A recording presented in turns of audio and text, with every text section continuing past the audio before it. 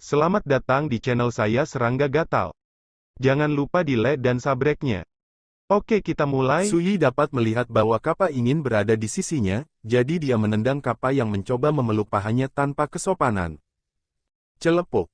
Kappa berjongkok di tanah, tetapi dia tidak peduli, menggaruk kepalanya dan menyeringai. Tendangan ini sangat bagus, kekuatannya sedang, dan garing. Ketika saya berjongkok di tanah, saya tidak merasa tidak nyaman di semuanya. Sangat indah.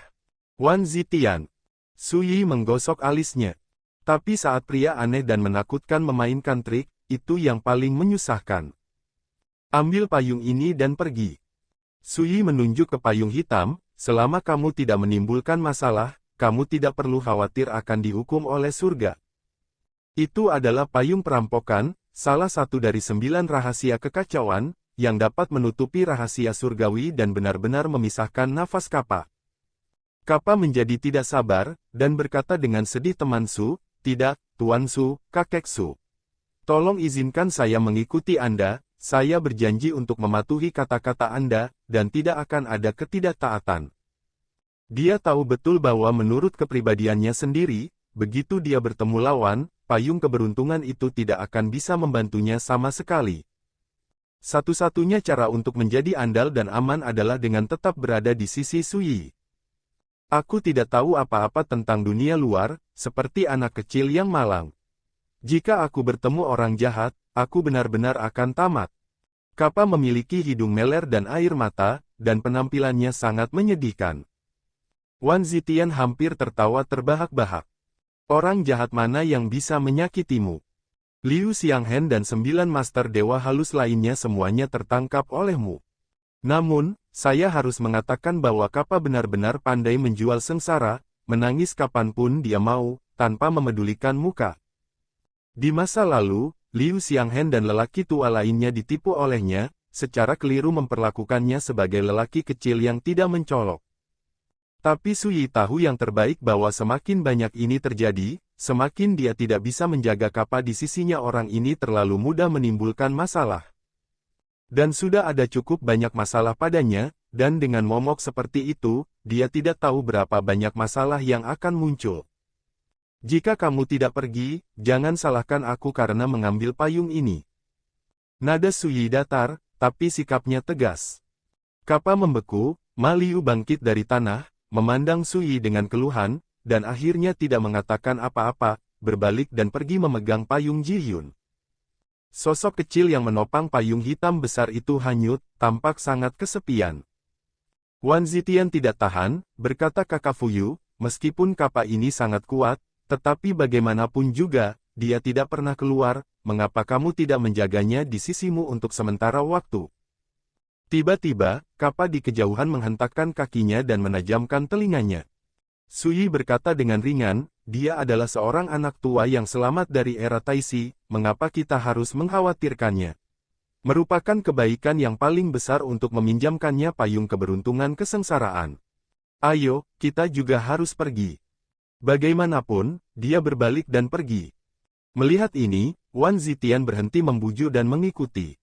Di jarak antara langit dan bumi, Kappa melengkungkan bibirnya, menghela nafas panjang, lalu pergi. Sebuah kapal harta karun menerobos langit dan pergi. Suyi menyandarkan kepalanya di lengannya, berbaring dengan nyaman, seluruh tubuhnya rileks. Kakak Fuyu, apakah kamu punya rencana selanjutnya? Tanya Wan Zitian. Bermaksud. Suyi menggelengkan kepalanya sedikit. Pada awalnya, dia berencana untuk tetap tidak aktif di pengadilan Dewa Qingwu, menunggu datangnya zaman kegelapan mitologi.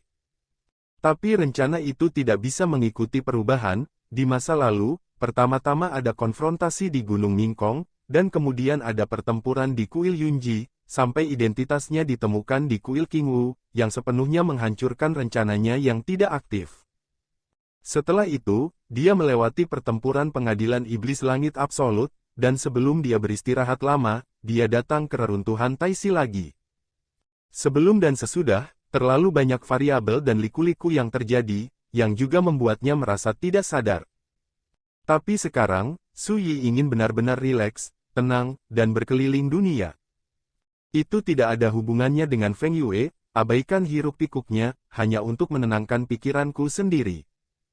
Dia mengutarakan pikirannya.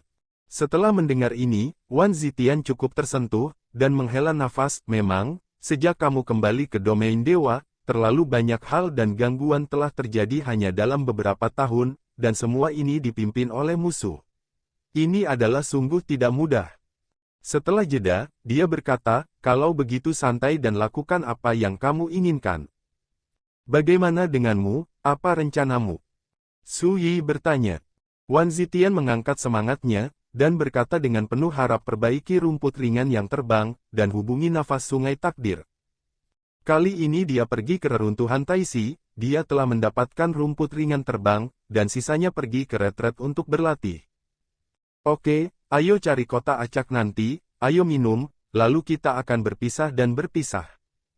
Su Yi segera mengambil keputusan. Ini baik.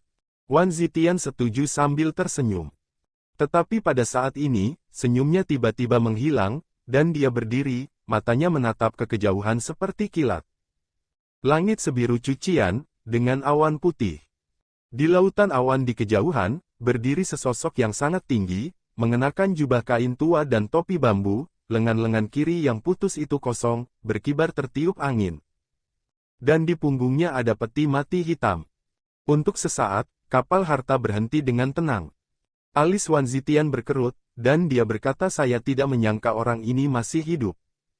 Di satu sisi, Su Yi yang sebelumnya berbaring di atas perahu berdiri di suatu titik, ketika dia melihat pria dengan lengan patah mengenakan topi bambu di kejauhan, dia tidak bisa menahan diri untuk tidak mengangkat alisnya. Di era ketika Li Fuyu menguasai dunia, dulu ada seorang tukang reparasi pedang legendaris yang tiada taranya di dunia God's Domain, yang bertarung di seluruh dunia dengan satu pedang, dan hampir tak terkalahkan. Pedangnya pernah memenggal kepala penguasa 9 alkemis, dan juga membunuh langit dan gemetar. Orang-orang di dunia tidak tahu namanya, tapi mereka semua menyebutnya Tu. Bagi para pembudidaya pedang di dunia, Tu seperti eksistensi tertinggi di Dao of Dao, dan dengan hormat disebut Agung Dao of Dao. Pria dengan lengan patah mengenakan topi bambu dan membawa peti mati hitam di kejauhan adalah Tu. Li Fuyu, aku sangat senang kamu masih hidup. Di lautan awan di kejauhan, Tu mendongak, dengan topi bambu terangkat, memperlihatkan wajah yang kasar dan berubah-ubah. Kamu ingin balas dendam? Su Yi berbicara dengan lembut. Dahulu kala, hanya segelintir orang di dunia yang tahu bahwa Tu, yang dianggap sebagai pedang tertinggi, pernah dikalahkan oleh pedang Li Fuyu. Lengan patah itu dipotong oleh Li Fuyu. Tidak, aku di sini untuk pisau kebencian surgawi. Tu Maibu datang dari kejauhan, aku membutuhkan pisau yang bagus di tanganku, sehingga aku dapat membelah ambang pintu menuju sungai panjang takdir, dan pisau kebencian surgawi tepat. Saat dia mendekat, lautan awan di sepanjang jalan tiba-tiba hancur dan menghilang, dan paksaan yang menakutkan menyelimuti udara. Langit biru-biru asli menjadi suram. Tidak masuk akal, pisau kebencian surgawi pertama kali dikuasai oleh Moye, biksu Tianxing dari kuil Yunji. Mengapa kamu tidak merebutnya saat itu? Wan Zitian mengerutkan kening, lengan bajunya berkibar, dan niat pedang meraung di sekujur tubuhnya. Karena Moye adalah keponakan Buddha Lentera, dan aku berutang budi pada Buddha Lentera.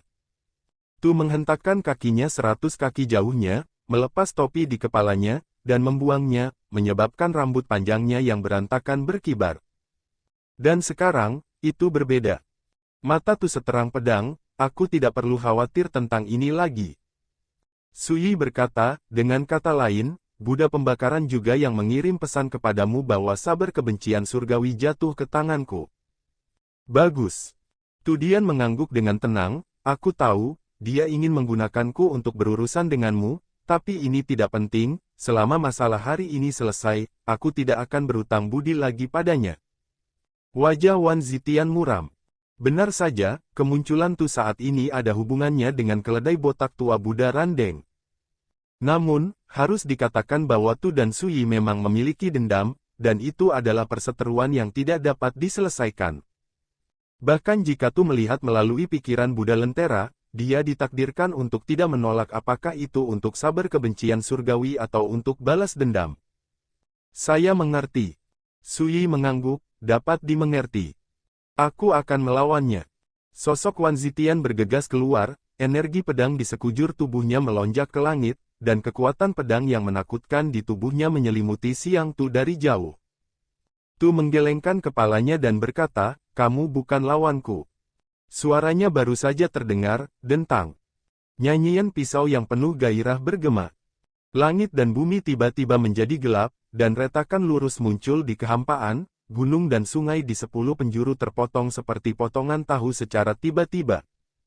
Dan di ujung celah itu, ledakan. Terdengar ledakan keras. Sosok Wan Zitian mundur puluhan kaki jauhnya, dan di bahunya, muncul bekas pisau berdarah dengan tulang terlihat dalam. Melihat Tu lagi, tangannya kosong, berdiri di sana seperti gunung, seolah dia tidak bergerak sama sekali. Wan Zitian mengerutkan kening, dan berkata, apakah kamu sudah menyentuh ambang sungai takdir? Bagus. Tu mengangguk dan berkata, setelah kalah dari Li Fuyu saat itu, meskipun hanya satu dari 3 roh saya yang hancur, tetapi karena ini, saya tercerahkan dan menyadari arti sebenarnya dari, yang terkuat adalah yang terbaik, dan cara terbaik adalah 1, perbuatan Dao tidak jatuh tetapi bangkit, menyentuh jejak esensi takdir. Wan Zitian terlihat rumit. Dia mencari rerumputan ringan yang terbang untuk memahami misteri menyentuh ambang sungai panjang takdir. Siapa yang mengira bahwa Tu, yang awalnya berada dalam situasi yang sama dengannya, akan melakukannya selangkah lebih maju. Bahkan Wan Zitian harus mengakui bahwa pria Tu ini terlalu menakutkan. Sejauh yang dia tahu, ketika Li Fuyu menghapus jiwa Tu, pihak lain hampir lumpuh, jatuh dari pedang tinggi ke palung tak berujung. Siapa yang pernah berpikir bahwa ketika Tu muncul kembali, dia jauh lebih kuat daripada puncaknya. Mundur, aku tidak datang untuk membunuhmu. Tu berkata dengan tenang, kamu tidak bisa menghentikan pedangku. Sui juga akhirnya berbicara, berkata Wan Tua, mundur, jangan khawatir, dia tidak bisa menyakitiku. Wan Zitian terdiam sesaat, lalu mundur ke satu sisi. Sui melangkah ke haluan kapal, menghadap Tu di kejauhan, dan berkata, ada apa di peti mati di punggungmu itu? Tidak ada apa-apa. Setelah hening sejenak, Tu Lue berkata, sepanjang hidup saya berlatih, satu-satunya kekalahan besar ada di tangan Anda. Ini telah menjadi setan batin saya. Peti mati ini adalah apa yang saya siapkan untuk Anda. Bunuh kamu, kubur kamu, dan kemudian kamu bisa membunuh iblisku. Namun, jika kamu menyerahkan sabar kebencian surgawi kepadaku, aku bisa memaafkanmu. Saat dia mengatakan itu, matanya menjadi semakin serius dan tenang, tidak sedih atau bahagia, dan sumur kuno itu tenang. Mata Wan Zitian menyusut, semakin tenang dia, semakin berbahaya Tu terlihat. Peti mati untukku. Sui terkejut, lalu menggelengkan kepalanya dan tersenyum, sekarang secara kasar aku dapat melihat bahwa kamu ditakdirkan untuk tidak dapat membunuh iblis ini. Mendengar kata-kata Sui, Tu tidak tergerak. Dia berkata dengan tenang, tidak pernah ada yang ditakdirkan di dunia ini. Sui setuju memang, tidak ada yang mutlak, tetapi orang akan membuat kesalahan, bahkan orang sepertimu masih akan membuat kesalahan. Apa yang salah? Tu mengerutkan kening. Sui menunjuk ke hati Tu, kamu harus bertanya pada iblismu sendiri, bukan aku. Setelah selesai berbicara, dia menyapa Wan Zitian, ayo, pergi minum. Wan Zitian tertegun, lalu dia. Pisaunya, yang ingin menyingkirkan iblis, tidak bisa memotongku. Kata Sui dengan santai. Saat dia berbicara, dia sudah berbaring di perahu lagi, santai-santai. Wan Zitian menoleh untuk melihat Tu di kejauhan, hanya untuk menemukan bahwa yang terakhir terlihat tenang, tetapi ada juga keheranan yang tidak dapat disembunyikan di alisnya.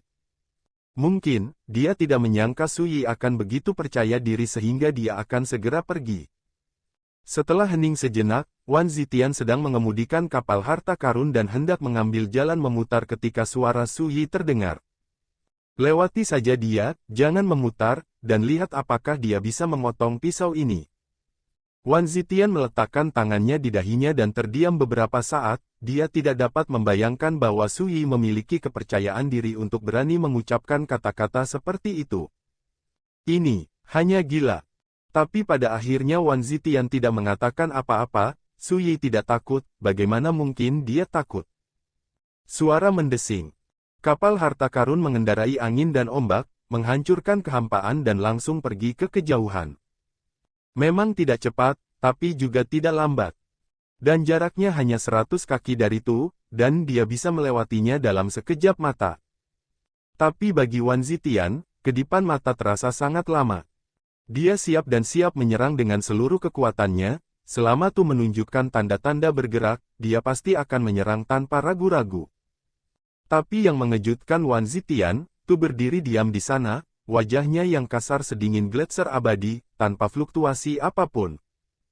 Tidak ada yang bisa melihat apa yang dia pikirkan saat ini, dan mengapa dia tidak menghentikannya. Sampai saat kapal harta hendak melewati Tu, Wan Zitian dengan tajam memperhatikan gelombang di mata Tu seterang pedang. Perubahan mata yang halus ini membuat Wan Zitian hampir tidak bisa menahan diri untuk tidak bergerak. Pada saat kritis ini, Su Yi tiba-tiba berkata, "Tunggu," dia tidak berani bertindak sembarangan.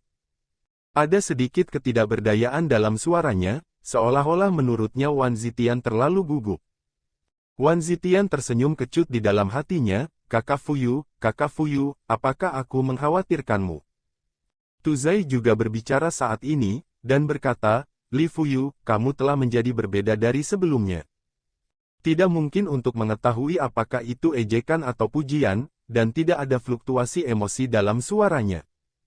Orang akan berubah, tetapi hati tahu tidak. Mengapa kamu tidak melakukan hal yang sama?" Su Yi berbaring dengan nyaman, matanya menyipit, suaranya sangat malas. Sambil berbicara, kapal harta telah melewati sosok seperti gunung Tu tanpa resiko apapun, dan menuju ke kejauhan. Tapi Wan Zitian tidak berani gegabah, jika eksistensi seperti Tu menyerang dari belakang, niscaya akan lebih berbahaya. Untungnya, saat kapal harta karun itu menjauh, Tu tidak bergerak, hanya melihat mereka pergi dengan tenang.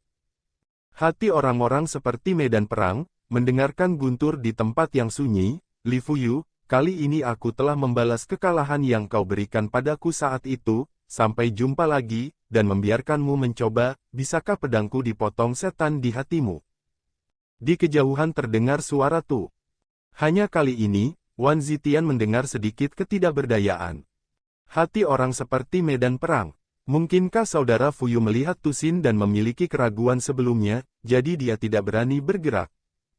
Wan Zitian bingung. Setelah pergi untuk waktu yang lama, Wan Zitian mau tidak mau bertanya lagi.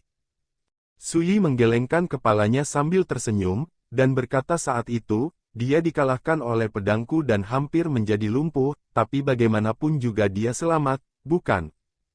Wan Zitian terkejut, pada awalnya, apakah Anda sengaja memberinya kesempatan? Su Yi berkata, "Itu tidak disengaja, itu hanya perasaan. Jika kamu membunuhnya sepenuhnya, akan ada satu orang yang layak untuk duel di dunia." Sayang sekali. Ekspresi Wan Zitian rumit, "Jadi, Anda sudah berpikir bahwa setelah kekalahan Tu Luo, mungkinkah mendapatkan berkah tersembunyi dan membuat kemajuan dalam kekalahan?" Su Yi tidak menyangkalnya, dan berkata, "Tu memiliki 3 jiwa yang lengkap, dan fisiknya istimewa, tetapi penggunaan pikirannya yang tunggal pasti akan memengaruhi jalannya. Meskipun saya menghancurkan 2 jiwanya pada saat itu, kekuatan dari kedua jiwa itu, faktanya, itu telah diintegrasikan ke dalam satu-satunya jiwanya yang tersisa. Jika hati Daonya tidak hancur, dan isi pedangnya tidak berdebu, selama dia keluar dari kemunduran, dia pasti bisa melakukannya." Terobosan lain. Setelah mendengarkan, meskipun Wan Zitian mengerti, dia tidak bisa menahan senyum masam dan berkata, "Saya benar-benar tidak mengerti, karena Anda tahu segalanya tentang itu, mengapa Anda mengampuni nyawanya, hanya karena sayang untuk dibunuh?" Dia. Su Yi mengingat kembali kenangan kehidupan sebelumnya, dan berbisik, "Aku terlalu lama tak terkalahkan, dan aku ingin mencoba seberapa kuat Ruo Tu bisa keluar dari kegagalan, dan seberapa kuat dia nantinya. Adapun yang lain, aku benar-benar tidak berpikir terlalu banyak." Wan Zitian berkata dengan emosi, "Kamu adalah satu-satunya yang memiliki keberanian dan pikiran untuk melakukan hal yang tidak terduga. Untungnya, dibandingkan dengan masa lalu, Tu mungkin telah mengalami beberapa perubahan, tetapi hati Daonya masih ada, dan keberanian pedangnya belum ternoda. Suyi menggeliat panjang, kalau tidak, aku akan terlalu kecewa. Dia tahu bahwa kekalahan tahun itu menyebabkan Tu memiliki setan batin, dan dia sangat ingin menang kembali. Tapi dia lebih tahu bahwa selama dia tidak mengambil inisiatif untuk bergerak hari ini, Tu ditakdirkan untuk tidak bergerak. Karena, yang Tu ingin bunuh adalah Li Fuyu yang mengalahkannya di puncak saat itu, dan ini adalah setan batinnya. Bukan hanya saya yang hanya memiliki tingkat kultivasi alam penciptaan sekarang. Dalam analisis terakhir, saya masih tidak bisa dibandingkan dengan Li Fuyu ketika dia berada di puncaknya. Ini juga berarti bahwa meskipun dia bunuh diri, dia tidak akan dapat membantu Tu menyingkirkan iblisnya. Sebaliknya, jika dia bunuh diri sekarang, dia tidak akan bisa mengeluarkan iblis dalam hidup ini. Apa yang harus dia lakukan adalah menunggu. Ketika dia cukup kuat untuk menjadi seperti Li Fuyu, dia akan memiliki kesempatan untuk membunuh iblis hati.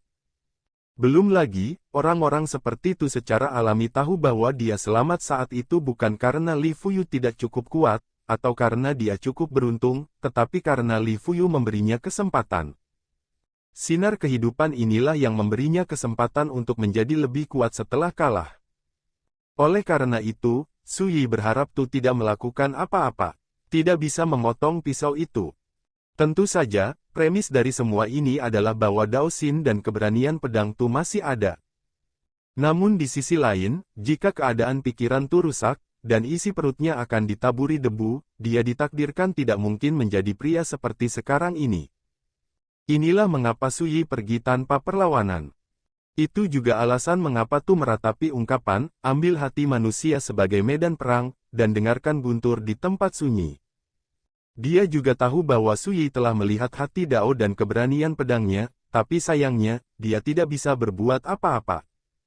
Oleh karena itu, dia juga mengatakan bahwa dia membalas kebaikan kekalahan yang diberikan Suyi padanya saat itu. Aku hanya tidak tahu bantuan macam apa yang Tu berutang pada Burning Lamp Buddha, yang membuatnya jelas bertekad untuk memenangkan saber kebencian surgawi, tetapi tidak pernah melakukannya. Wan Zitian merenung. Suyi berkata, di dunia ini, perasaan manusia adalah makanan yang paling tidak enak. Sangat jarang Tuneng bisa menempel pada hati Daonya di bawah kebaikan Buddha Diengdeng. Setelah jeda, dia mendesak ayo pergi, minum, dunia ini besar, tidak ada yang namanya minum. Wan Zitian langsung tertawa dan setuju. Tu berdiri di sana sendirian, diam untuk waktu yang lama, dan tidak bisa menahan nafas lega. Li Fuyu ini, bahkan jika dia bereinkarnasi dan dibangun kembali, kesombongannya tidak akan berkurang. Bagus. Tu mengeluarkan jimat rahasia dari jubah lengan bajunya, dan menulis di atasnya dengan indera spiritualnya saya dikalahkan dan gagal menjaga Suyi. Mulai sekarang, Anda dan saya tidak akan saling berutang. Jimat rahasia itu hancur dan menghilang sebagai seberkas cahaya. Tu juga bereinkarnasi dan meninggal. Sitian Lingshan. Di bawah pohon berputar, melihat surat rahasia dari Tu, Burning Buddha mendesah dengan penyesalan. Dia tahu bahwa pisau yang bagus tidak bisa dibelenggu oleh kasih sayang manusia. Reruntuhan Taisi menghilang dari waktu. Dan di dunia domain dewa, apa yang terjadi di reruntuhan Taisi tersebar di mana-mana. Di antara mereka, Suyi naik ke puncak gunung ilahi Qingtian sendirian, melampaui semua orang yang lewat, yang paling banyak dibicarakan orang. Baru pada saat itulah orang tahu bahwa ada kekuatan magis ilmu pedang yang disebut, memetik bunga di pagi hari, di dunia, yang bahkan tidak dapat direkam pada prasasti Dewa Daoyun. Secara alami, pada daftar emas kekuatan supernatural, yang telah beredar di seluruh dunia domain dewa, tidak ada peringkat kekuatan supernatural ilmu pedang ini. Tapi semua orang tahu bahwa kekuatan supernatural Kendo ini telah memecahkan semua rekor di zaman kuno dan modern, jauh melampaui kekuatan supernatural manapun di dunia. Tapi yang membingungkan semua orang adalah setelah perjalanan ke reruntuhan Taisi berakhir, Suyi sepertinya telah menguap dari dunia, dan tidak ada berita sama sekali. Sebulan, 2 bulan, 3 bulan, setengah tahun berlalu dengan tergesa-gesa, dan tidak ada berita terkait Suyi, dan dia menghilang sama sekali. Pembahasan Suyi di dunia God's Domain juga banyak terdiam. Lagi pula, tidak peduli seberapa mempesona legenda yang tiada taranya, setelah menghilang beberapa saat, perlahan-lahan akan hilang dari pandangan orang. Ranah para dewa sangat besar, sangat luas, dan berbagai suka dan duka dipentaskan setiap hari. Sesekali, akan ada peristiwa besar yang akan menimbulkan sensasi di dunia. Kemana Suyi pergi? Selain musuh dan teman yang benar-benar peduli pada Suyi, siapa yang benar-benar peduli? Bahkan, teman-teman yang sangat peduli dengan keberadaan Suyi pun tidak tahu kemana Suyi pergi. Bahkan Qi hanya menerima surat rahasia dari Suyi tak lama setelah akhir perjalanan ke reruntuhan Taixi. Hanya ada satu kalimat dalam surat itu kecuali ini masalah hidup atau mati, jangan tanya saya kemana saya pergi. Waktu berlalu, musim semi dan musim gugur berubah. Sudah setahun sejak Suyi menghilang dari dunia. Benua ilahi Ling Qiao. Di gunung terpencil. Bulu angsa dan salju tebal berkibar di langit, menutupi pegunungan dengan lapisan pakaian seputih salju. Angin dingin melolong, menggigit seperti pisau. Di tengah salah satu puncak, ada kuil Tao yang bobrok. Tembok pecah, sarang laba-laba di mana-mana, kisi-kisi jendela dan gerbang istana tidak lengkap. Ketika angin dingin dan salju tebal bergulung ke dalam kuil Tao, jendela, pintu, dan puing-puing semuanya berderit, seolah-olah akan runtuh sepenuhnya kapan saja. Tapi saat ini, api unggun sedang menyala di aula di kuil Tao. Barbeque di api unggun. Menghangatkan anggur di dekat api unggun.